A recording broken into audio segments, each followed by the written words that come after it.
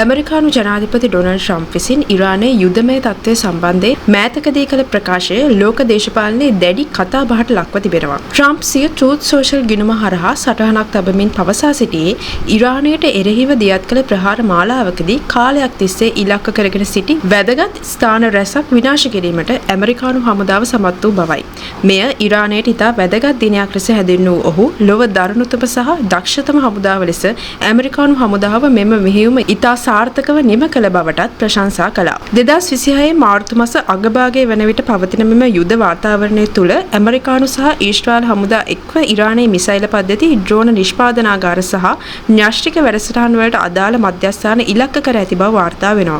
විශේෂයෙන්ම ඉරානයේ ප්‍රධානතම තෙල් අපනයන මධ්‍යස්ථානයක් වන කාග් දූපත වැනි ස්ථානවල පිහිටි ආරක්ෂක මධ්‍යස්ථානද විනාශ වී ඇති බවට තොරතුරු ලැබී තිබෙනවා.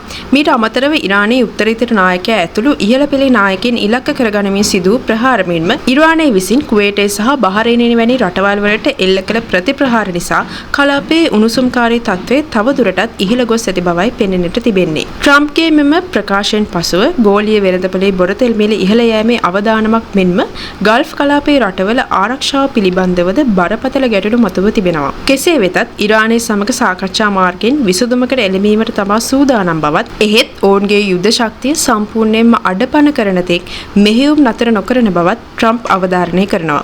මේ තත්ත්වය ලෝක ආර්ථිකයට මෙන්ම කලාපීය සාමයටත් විශාල බලපෑමක් එල්ල කරමින් පවතිනවා.